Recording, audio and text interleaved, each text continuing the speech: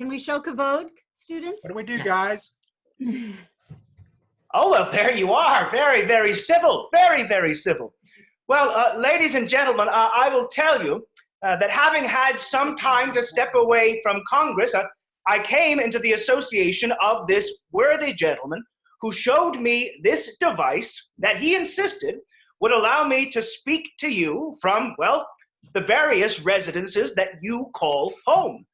So without leaving this chair, well, we have the opportunity to speak to one another, to exchange ideas, and to above all speak to this unique experiment of America. Now, it seems, listening in like a fly upon the wall, that well, you know something of me already, and yet I know very little of you. So I hope first and foremost that you will allow me to introduce myself. My name is James Madison. I have the privilege at present of serving as a member of Congress, a representative of Virginia, and have had the honor to bear a part in the various events that have made our revolution. You see, ladies and gentlemen, we sit at a wonderful time, a time where we look forward to the next several months, to the month of July. July, which bears a great significance to America. Now, can anyone tell me why? Raise your hand. Yes, the gentleman in the blue upon the third row and second column. This is very efficient, I will say. Yes, sir.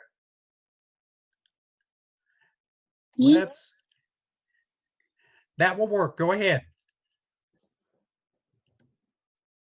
Me? Yes, Yes, you. what happened in July of 1776? America America became an independent country. America became an independent country. Very, very well done. In 1776, we made history by resolving unanimously for an independency from Great Britain. And so in 1776, we declared ourselves independent, and therefore we were independent, right? No, most assuredly not. It would take 6 years of bloody warfare, war against Great Britain, forming an alliance with France, and finally in 1781, the world would be turned upside down by a great victory in Virginia. A very specific battle was fought in October of that year, securing that independence which we had declared 5 years previously. Of course, I speak of the battle at Yorktown. Finally, the chance to secure these ideas of life, liberty, and the pursuit of happiness. So from there, do you think our revolution was done, ladies and gentlemen? No, most assuredly not. You see, at that present moment, we had a great deal of debt. We found ourselves in a difficult situation, and we realized that governing ourselves would be far more difficult.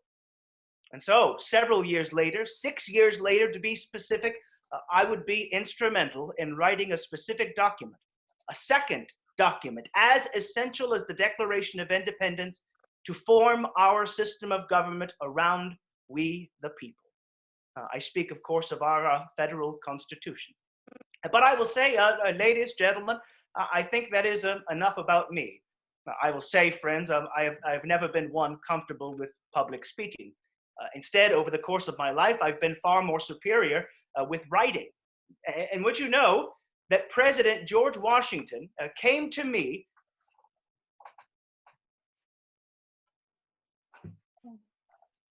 did not realize I did so, and they were so moved by it that they approached me to write Washington's response to that address. Washington, not realizing I wrote that response, approached me to write the response to that. I have often said the beginnings of our federal system of government were just James Madison mumbling to himself. Now, with that said, ladies, gentlemen, I would welcome the opportunity to satisfy any questions you have of me while we have the time, and indeed, while we have this miracle of technology. I must wonder, Mr. Stevens, if you may facilitate any questions that these intelligent minds may have. Thank you very much, Mr. Madison. Actually, we have Mrs. Agronin, who is going to be sort of the gatekeeper for the questions. And Mrs. Agronin, would you like to start off?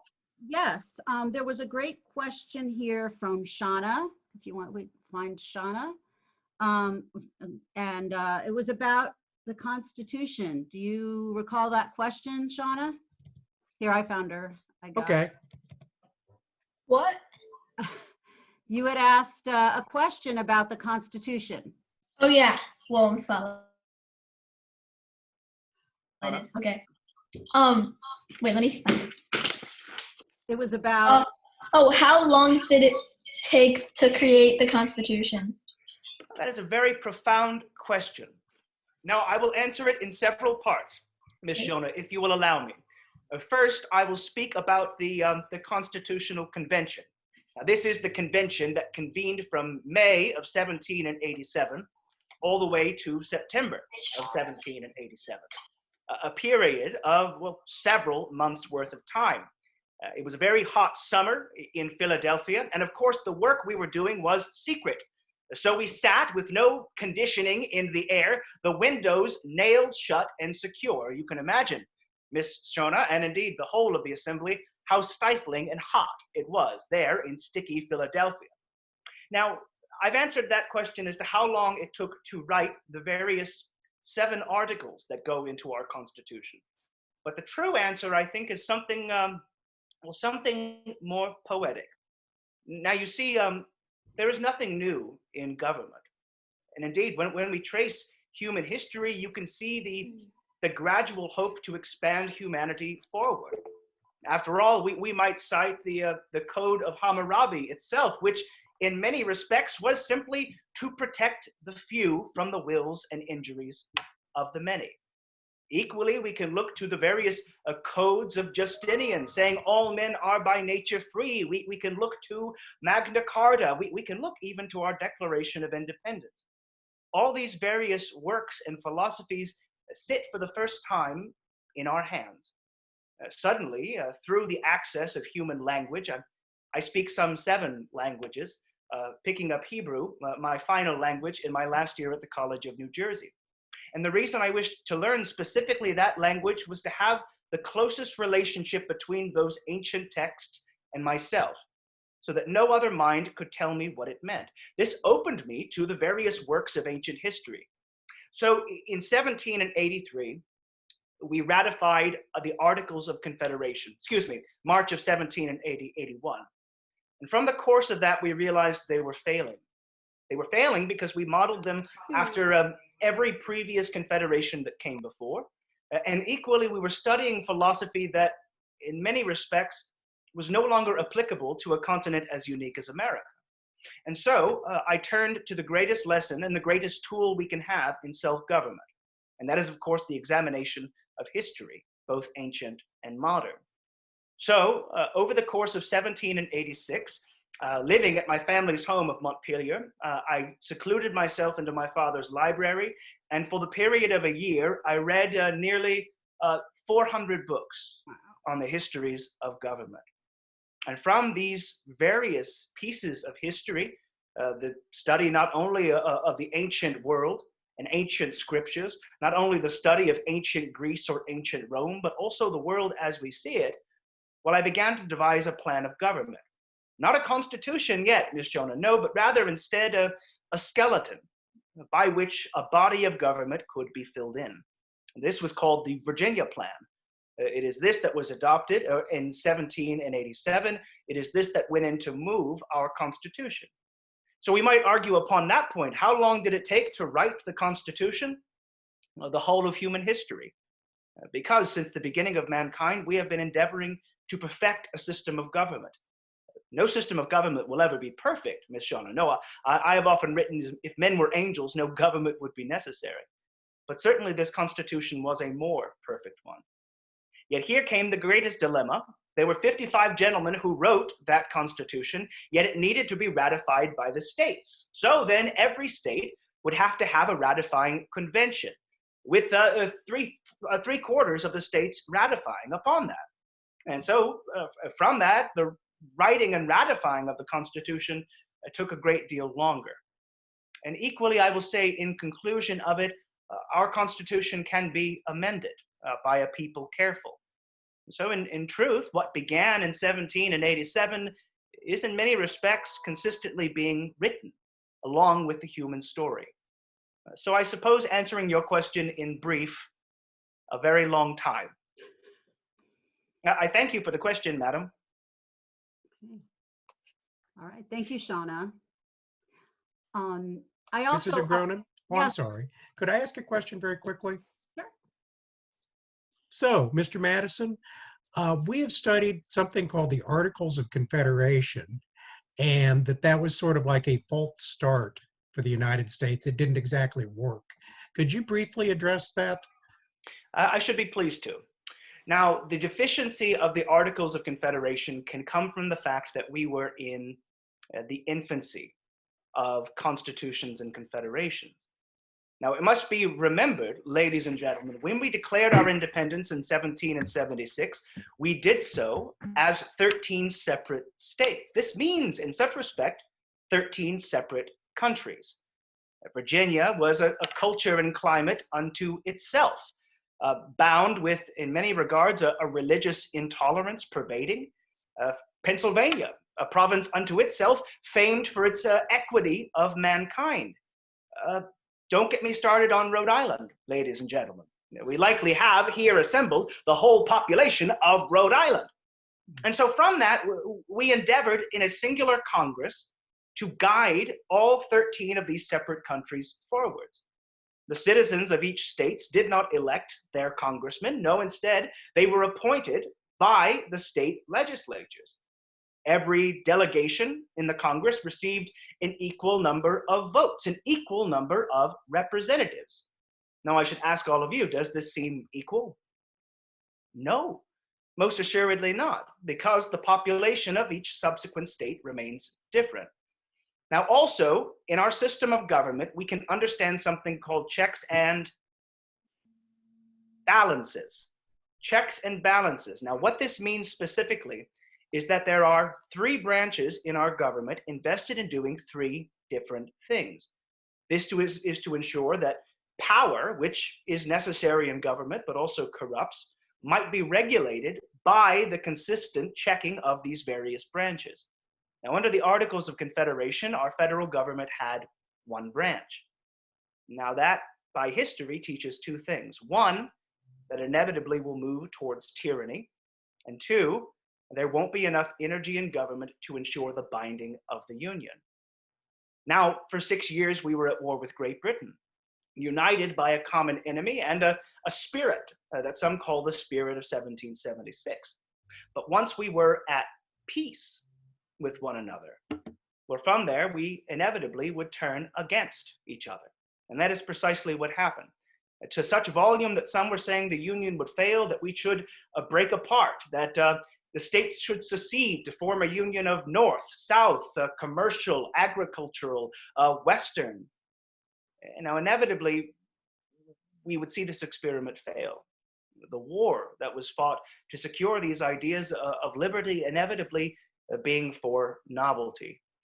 Now, the other dilemma with the Articles of Confederation was that there was no way to provide for the common defense, no way to raise revenue to pay off the tens of millions of dollars of debt that we had accrued within the war. And equally from that, no way to regulate itself. Now, also upon that, you found a government that was slowly, well, in many regards, being prone to corruption. The states, being jealous of their sovereignty, kept the most adequate statesmen to themselves, and from that sent inadequate statesmen to the General Congress. And in some, the system was proving to be wholly deficient because, well, not for an excess of power, but for a want of it. I spent 3 years as a member of the General Congress. And I will say from that, I found myself lost in destitution, lost in poverty, finding no just compensation for my salary. A great many gentlemen of Philadelphia City needed turn to one of the most virtuous of men whom I'd ever met, a Hebrew man by the name of Haim Solomon. Solomon extended loans and in some would bankrupted himself without interest, all for the purpose of seeing this experiment succeed. In my opinion, solidifying ever that virtue does not belong to one religious dogma over another. And in such regard, giving in me and Solomon a friend for life. But we cannot expect, Mr. Stevens, that generosity and altruism should always pervade in America. And so from that, my genuine wish was to see a government that could succeed and enable virtue, but well, in every instance also exist amidst the ambition and ill virtue that sometimes comes in systems of government. Did I answer your question, sir? I thank you. You're muted, Mr. Stevens. Yes, sir, you did. Sorry about that. Yes, you did. Thank you very much. Of course, sir.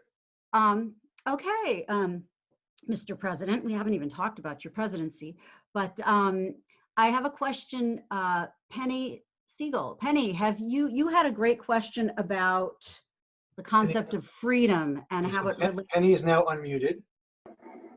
How it relates to Mr. President. Penny, you're on. Hello, Miss Penny. Okay. What was your question? Why did you own slaves when you wanted to make the country free? It's a very good question. Now, I will say both paternal and maternal, on my mother's side and my father's side, we have been cultivators of tobacco.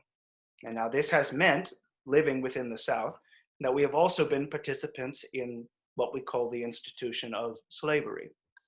Now, slavery is not a new institution by any means. We can well remember how the people of Israel were kept in bondage, and even upon many regards during the course of our revolution, compared ourselves to the children of Israel endeavoring to escape a tyrannical Pharaoh. And yet we used this language while simultaneously holding the African people in a state of bondage, where a mother wouldn't pass that condition on to the child. Now, I will say that before I could consent to own them, I have had people attached to my name. Now, what that means is, since I was born, a gift from my grandmother placed several people legally in my possession. And so I have been raised in this current condition. Now, when we speak of the institution of slavery, we cannot speak in the way the world stands now. We must go even further back.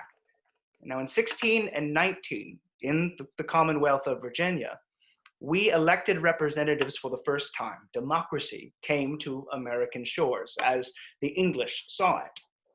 Now, that same year, a month later, the first Africans came here for the purposes of servitude. And what followed was the slow disenfranchisement of a people, to where now in Virginia, 40% of the population remains enslaved. Moreover, there are a great many gentlemen who will say it is their right. Now we get to the topic of freedom. Now, what does freedom mean? Can you put it into words, Miss Penny? Like you have freedom to do what you want and no one can boss you around. It's a very good definition.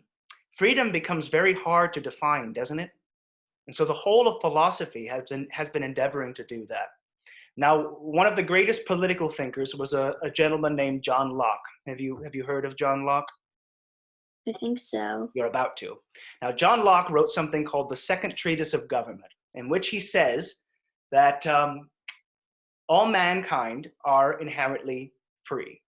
And what this freedom means is that they are possessed with three God-given rights, meaning they come from nature, they don't come from man, and therefore man cannot regulate them. Now, those rights are life, liberty, and can you guess the third? Freedom. Pursuit of happiness. Oh, come on. No, don't get ahead of yourself and spoil the ending. It's property. Neither of those things.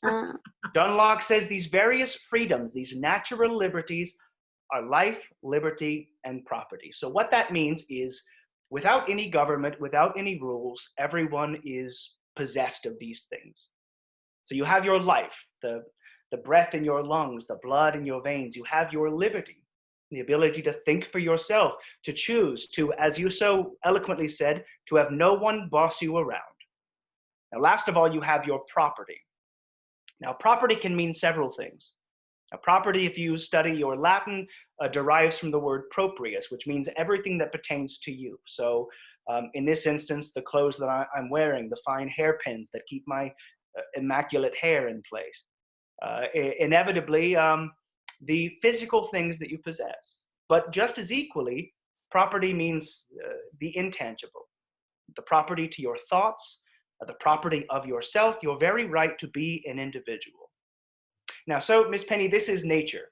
This is how God created all of us. The only law that exists in nature, truly, is that everyone must get along always, no matter what. Now, how do you suspect that will go, Miss Penny? I don't know. Very badly, very badly. We have all proof of human history to show otherwise. We see inevitably that Eve will eat the forbidden fruit, that Cain will always slay Abel, that Samson will have his head shorn, that Pharaoh will become tyrant over the people of Israel. And so mankind, from the very beginning of human history, has formed compacts and contracts with one another, saying that to better protect everyone, we shall restrict ourselves. We shall restrict these freedoms. We shall be as free as possible, but to keep our fellow man safe, we cannot do everything that we want. That's all government is. A series of rules that people make by consent so that all might be protected. And so in 1776, we existed with this philosophy, but simultaneously had existed for 150 years of holding other people in bondage, to such degree that we justified it by calling them property. There were laws put forward saying what you could or could not do with the people in your possession. Now, is this freedom? I don't know. It becomes more difficult to define. Now, I will say in my own confession, I do not think you can find property in men. I think the difference betwixt ourselves and the people whom we enslave is a mere distinction of color, which means inevitably that it is more than just a topic of slavery, it is a topic of prejudice.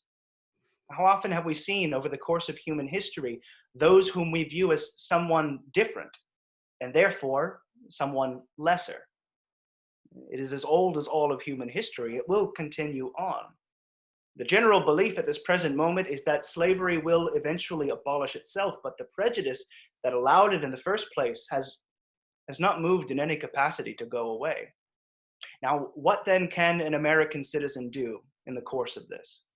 To honor the various differences of those around them as equally incorporate, as equally essential, and as equally free as we aim to be.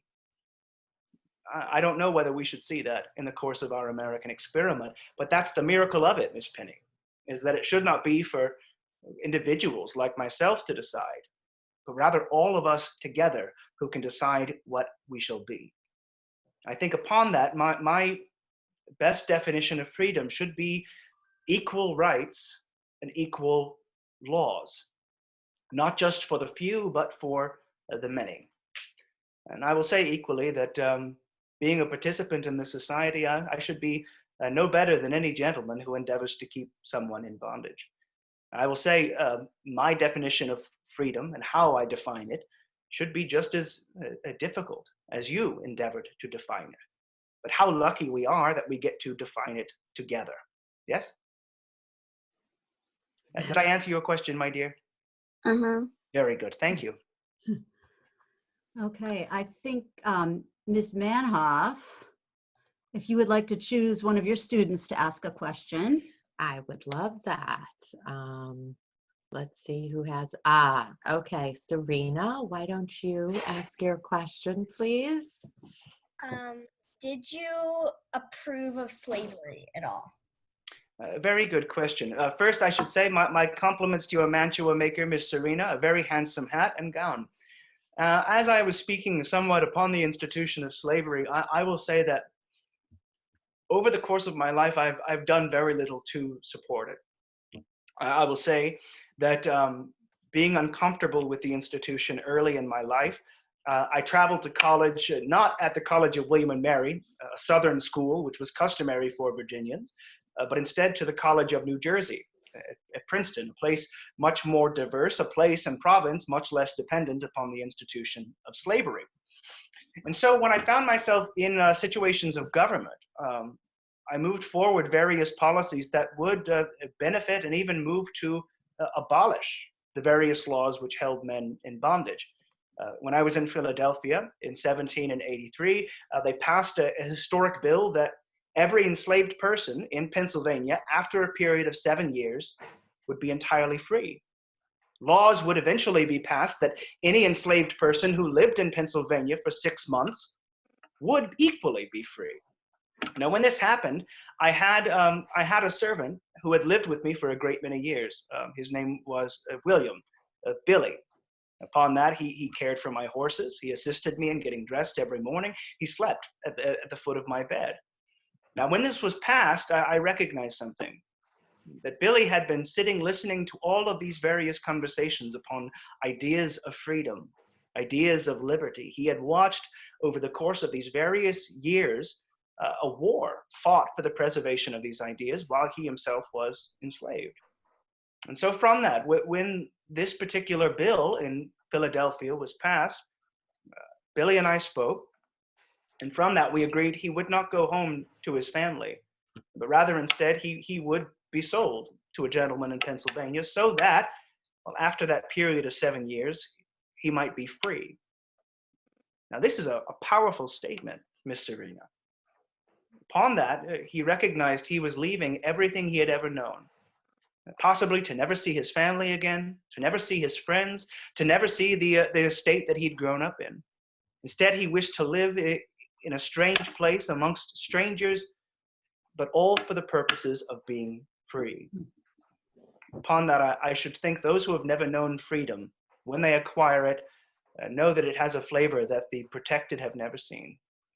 And even now, I will say, madam, that when the time came to draft our Constitution, there were those who refused to sign it unless there was some protection for slavery. I will say you will not find the word slave a single time in our Constitution. Why? Because, well, we wish for it to live forever. Expecting this institution of slavery will be seen generations hereafter as a barbaric thing, the greatest spot on a perhaps otherwise spotless reputation.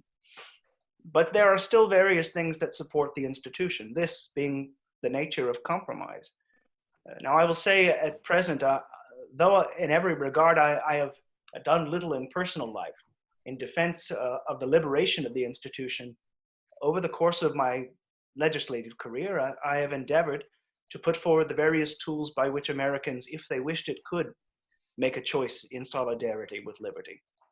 Those are just a few of the various instances in which I think I have fought against slavery over the course of my career. Thank you very much for that. I have another question, and it is from William D., and it is about your family life growing up. William D., where are you? And William has had a very busy day working in the fields. Which question was that? It was about the siblings in his family. Oh. I heard that you were the oldest of 12. William, first please introduce yourself and say good day to the gentleman. Oh, hello, I'm William. Good day, Mr. William. And I had a question. I learned that you were the oldest of 12 siblings. How did it feel to be the oldest out of all of them? Consistently terrorizing, Master William. Now, I will say it is a joy to speak to you specifically because I think your question is perfectly tied to your name.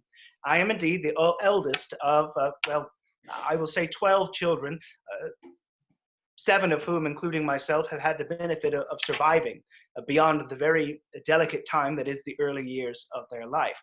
I'm honored now to have 6 younger brothers and sisters who still, for the most part, remain alive and well. Of course, in every instance, we find that death is a debt that all men pay. But from that, I will say my second to youngest brother is indeed named William. Indeed, William Madison, who I've had to care for to great frustration over the course of the better part of my adult life. Now, I will say I was born in a home that was referred to as Mount Pleasant. This was the earliest home that I knew. It was a very small house, no more than 4 or 5 bedrooms, which for the majority of my life I shared with my younger brothers and sisters.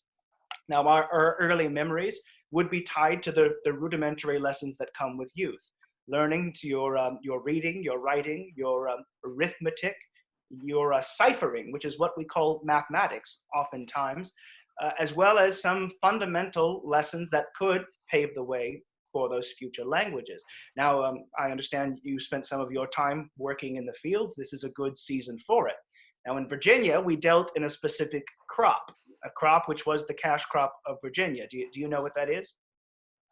Tobacco. So from that, the season we're sitting in, the month of May, is essential for tobacco cultivation because you have to transport all of those seedlings, which have been growing since March, into the earth. Now, you learn from an early age, close to, how old are you, Master William? I'm 10. 10. So younger than that even, how to do some of that work alongside the field labor that you enslave and employ equally. Now from that, you sit 10, which means you're close to an essential age for a young gentleman. Being the firstborn of my family, I had the privilege to receive an education. At the age of 11, I left my home, the 5,000 acres that we call it, and I went to a boarding school where I began to learn Latin, Greek, Italian, Spanish, French, and from that, learning the various letters that are essential for a young gentleman of merit to prepare me for a time at college. I would be there until I was 16. In 16, I would be tutored for 2 years before moving on to college. So truly, Master William, from the age of 11 all the way to, my 21st birthday, I had very little to do with my younger brothers and sisters. That is until I returned from college. After returning from college, my father, recognizing he had made quite the investment upon my education, depended on me to teach my younger brothers and sisters.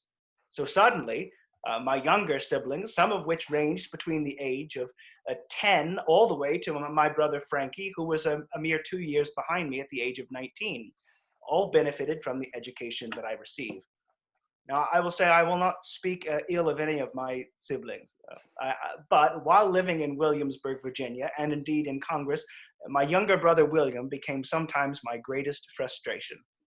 But I will say, perhaps like all Williams, very quickly they grow upon you and become some of your dearest friends. And upon that, I'm pleased to have the support of a family and indeed to have the various stories and diversities that are constituted with the name of Madison. I thank you for the question, Master William.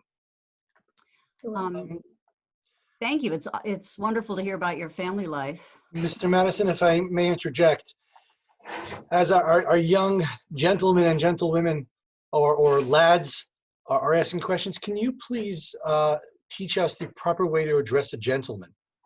Oh, I should be very pleased to, very pleased to. Now, as I saw when I arrived today, a great many of you showed your courtesies, to bow, to curtsy. These are entirely appropriate, yet as we continue on, a great many greet one another by a shaking of the hands. Now, of course, a gentleman must always comport himself different with a lady of quality, but we live in an age of specific formality. Now, for instance, shall we take Master William? You notice I use the name Master. This is because he is still in his minority. He has not reached his majority age, which is the age of 21. By law, you are considered still an infant, in truth. Now, on your 21st birthday, you will receive the honorarium of Mr. Now, even then, we will not use your first name. No. From that, we will always use your last name. So, Master William, may I know the honor of your last name, your surname, as we call it? Judah? Very good. So, are you the firstborn of your household? Yeah. Very good. So you might be referred to as a young Master Judah, or when you reach the age of 21, Mr. Judah. Now, it gets more complicated than that, if you can believe it. Such formalities often do. For instance, in Virginia, when you reach the age of 16, you might enter into the militia and receive some kind of rank, from sergeant to captain, all the way to colonel, an honor which I hold. At that point, it might be just as appropriate to speak to somebody as a Colonel Judah. Perhaps one day you'll enter the militia and do the same. Yet let's imagine more so from there, you enter into something like the clergy. The clergy are referred to not only as the Mr., but equally by Reverend. So, for instance, a friend of mine, my dear cousin, James Madison, I lived with him for 2 years. It made our mail very confusing. Is referred to as Mr. or the Reverend Mr. Madison. The honors continue on by whatever titles that you might hold. And for instance, let's examine President George Washington. There was some dilemma as to what we would call him, how one might introduce themselves to him. John Adams suggested that he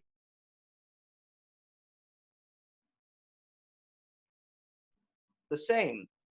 Can you imagine having to get all of that out before you can ask President Washington a question?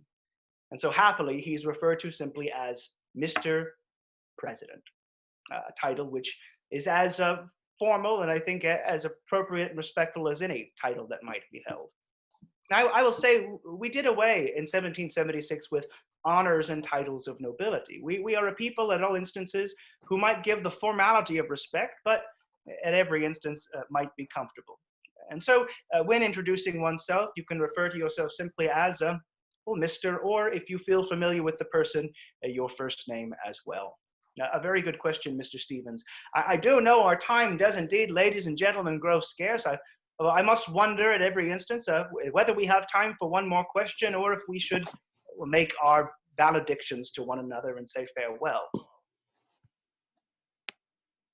Mrs. Agronin, what do you think about that? I think we can find one more. Let's see, yeah, one more. Very At good. least one more.